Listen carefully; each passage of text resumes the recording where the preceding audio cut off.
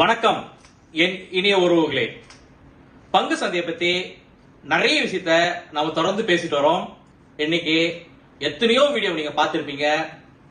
நிறைய பேர் கேட்ட சில கேள்விகளுக்கு நான் விடையளிக்க போறேன், அதுவும் வித்தியாசமா. நீங்க இதுவரைக்கும் 1000 வீடியோ கூட பார்த்திருக்கலாம். இந்த ஒரு வீடியோல உங்களுக்கு சில டிப்ஸ், எங்கேயும் கிடைக்காத சில டிப்ஸ் கிடைக்க போகுது. உதாரணமா பாத்தீங்கன்னா, பங்கு சந்தை என்பது எளிமையானது கிடையாது. இது நம்ம அனைவருக்கும் தெரிந்ததுதான்.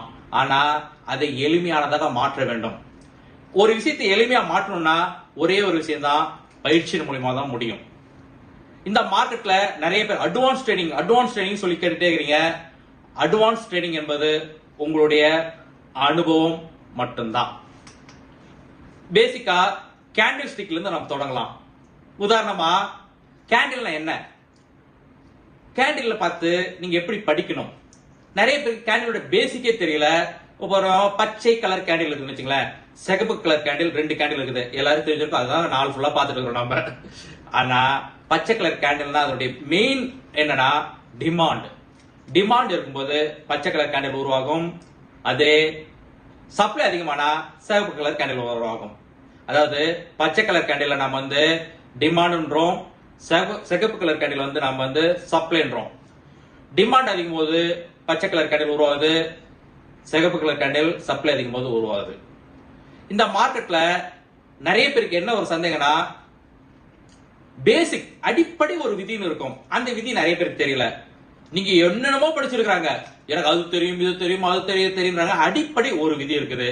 அதாவது உங்கள் லாபம் அதிகமாகவும் உங்க நஷ்டம் குறைவாக இருக்கணும். இதான் ஃபார்முலா. இதுக்கு மேலதான் இவ்வளோ பெரிய பங்கு சந்தை, ஃபாரெக்ஸ் ட்ரேடிங், கிரிப்டோ எல்லாமே கட்டமைக்கப்பட்டிருக்குது.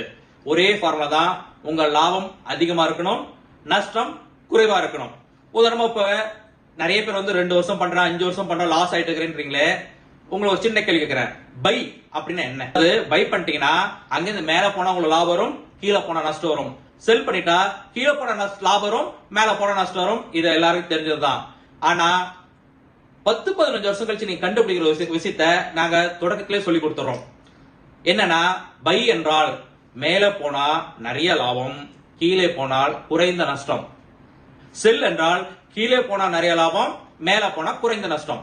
அதாவது இதுக்குள்ளே உங்க மணி மேனேஜ்மெண்ட் கொண்டு வந்துட்டோம், ரிஸ்க் மேனேஜ்மெண்ட் கொண்டு வந்துட்டோம். இந்த ஒரு வார்த்தை, சின்ன ஒரு வார்த்தை தான் மாத்தி இருக்கிறோம். பையன்னா மேல போன லாபம், கீழே போன நஷ்டம் சொன்னது வேலை. மேலே போனா நிறைய லாபம், கீழே போனா குறைந்த நஷ்டம். அதாவது 1:2, 1:5. இந்த மார்க்ல நீங்க வெற்றி பெறணும்னா 1:2 இருக்கணும் மினிமம். நாங்களாம் 1:5 இருக்கிறோம்.